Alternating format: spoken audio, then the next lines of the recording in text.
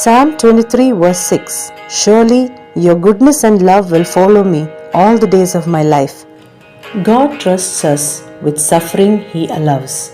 When we go through difficulties, struggles, disappointments, failures, or look like a laughingstock in front of the world, do not be discouraged. There are certain things that the Father trusts us with. When we see people having a smooth sailing life and wonder why only we are engulfed in problems and trials of various kinds, our Lord allows them in our lives for a reason. It's because He trusts us with it.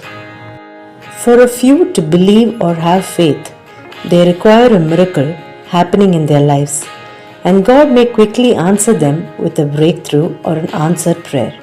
But for a chosen few, our faith on God or our love for Him doesn't depend on our circumstances or life's hardships. Even if nothing seems to move with regard to our giant problems, our love for Him doesn't diminish, and that is only because of His grace.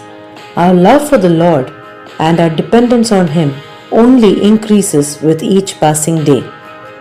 The Lord puts our matter in front of Satan and says, "You look at the faith of my child, this son of mine or this daughter.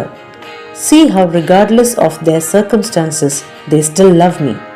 It is just like how He once said, "Have you considered my servant Job?" Only a very few understand the beauty of the cross. Sharing suffering, struggle and sorrow with our Lord. Partaking with the Lord in His sorrow. The sole purpose of our suffering is that it is for the glory of God.